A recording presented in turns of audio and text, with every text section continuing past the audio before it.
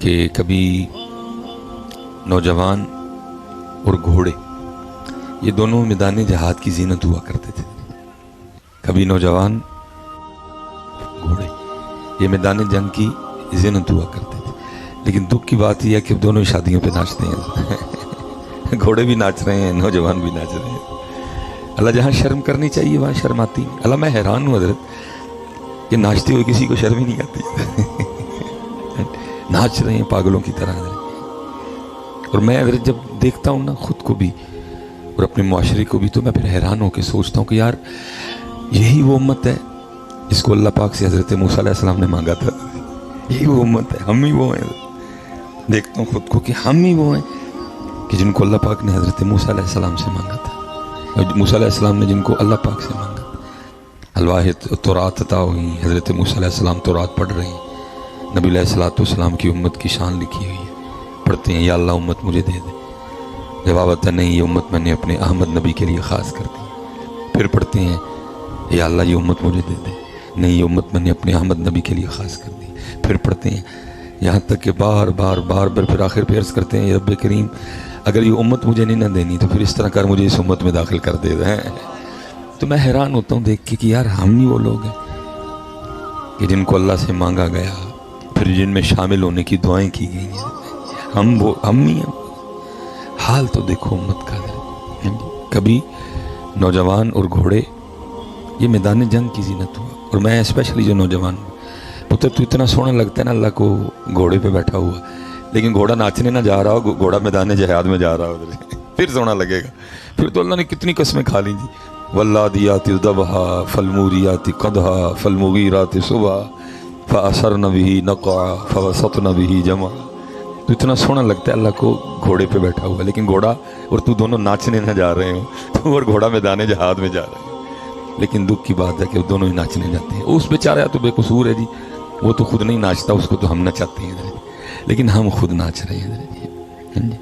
اس لیے پتر ذرا کبھی غور کریں تو نچن نہیں آیا تھا.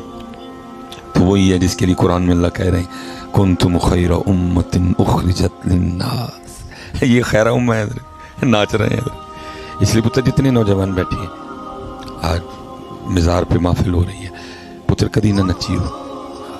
ان کے ٹھیک ہے پائی آ رہی ہے اپنی جگہ، نچن نچن والی کہانی کوئی نہیں ہے.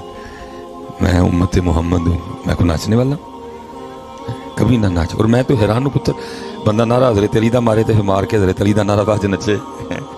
عجیب تماشا ہے حضرت. بندہ نعرہ حضرت علی پاک کا مارے اور پھر ناچے. جتنا مرضی کوئی یار بیلی ہو تو ٹھیک ہے بھائی، یاری اپنی جگہ پہ. نچنا نچنا کوئی نہیں ہے. نہ میں تیرے تیل تے نچنا ہے نہ میں تیری جانج تے نچنا ہے. میں کو نچنا لا، میں وہ ہوں جس کو حضرت موسیٰ علیہ السلام نے اللہ سے مانگا تھا.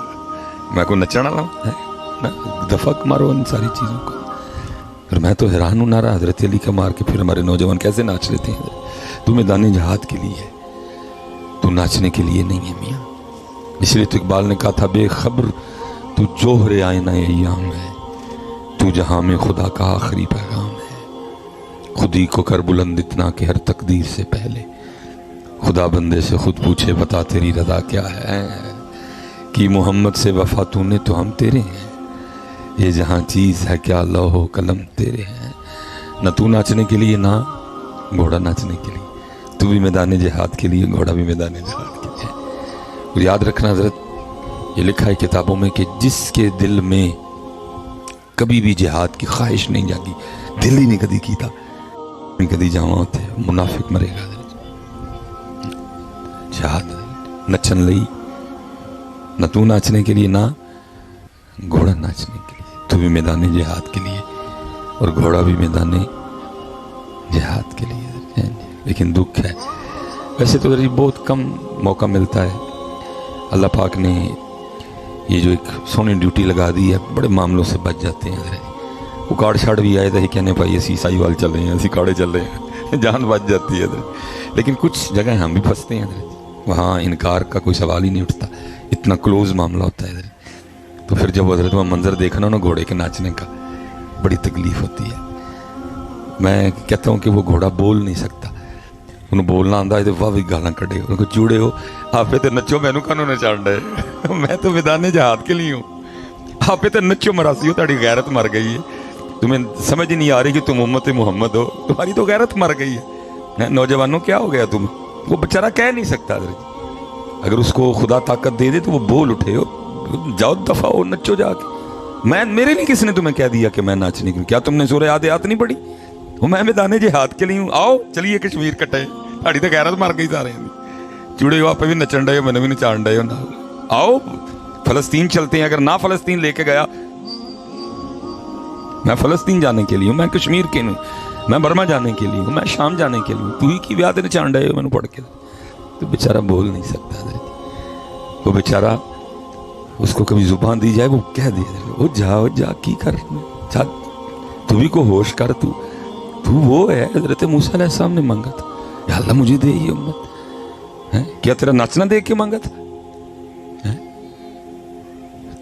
تو وہ ہے حضرت موسیٰ علیہ السلام نے دعا کی تھی، اللہ مجھے ان میں شامل کر دے، کیا ناچنا دیکھ کے دعا کی تھی؟ تیری شب بیداری دیکھ کے دعا کی تھی، تیرا حافظ قرآن ہونا دیکھ کے دعا کی تھی، تیرا تقویٰ دیکھ کے دعا کی تھی۔ جب حضرت موسیٰ علیہ السلام نے تورات میں اس امت کے فضائل اور خصائل پڑھے، ناچنا دیکھ کے تو دعا نہیں کی تھی، ناچ رہے ہیں امت۔ اس لیے پتر جہاں شرمانا ہے وہاں شرماتا کوئی نہیں ہے، اور جہاں وہ خود کہہ رہے ہیں او انت مجنون، یہ تو ساڈا نام لئیو تے انج لئیو کہ ویکھن والا ویکھ کے کہے کہ دیوانہ ہو گیا ہے، وہ تے شرما جاندے ہو سارے، ادھر آپ میں سے کسی کی آواز ہی نہیں نکلتی ادھر۔ اللہ تسی پنڈاں دیاں خالص غذاواں کھادیاں، گنے تسی کھادے، موریاں تسی کھادیاں، گاجراں تسی کھادیاں، ساگ تسی کھادا، دیسی گھیو تسی کھادا، ہاں جی، خالص دودھ تسی پیتے، اسی شہر والے نے کی پیتا ادھر، ہاں جی، پھر بھی تسی ادھر خالص غذاواں کھا کے بھی نہ بولو تو پھر تانوں ساڈے شہر والوں کوٹ تھوڑی بہتی پینی ہے، کیونکہ کہ یا اللہ کو خالص لبا ہی نہیں کھ بھی، ہر شے ملاوٹ دی، دہی ملاوٹ، دودھ ملاوٹ، ہاں جی۔ تو اس لیے ادھر جی جب بھی اللہ اور اللہ کے رسول کے ذکر پاک کی باری ہے بالکل نہ شرمایا کرو، جتنی محبت ہے ساری جمع کر کے پڑھا کرو۔ میں اپنی طرف سے نہیں کہہ رہا، حدیث پاک ہے او انت مجنون، ذکر اس طرح کرو کہ دیکھنے والا دیکھ کے یہ سمجھے کہ یہ دیوانہ ہو گیا۔ دیکھ لو حضرت جس نے وہ دیوانگی اختیار کی، پھر ان کی قبریں زندہ ہیں آج تک۔ اور بھائی کس کے پاس ٹائم ہے آج کسی کے پاس جانے کے لیے؟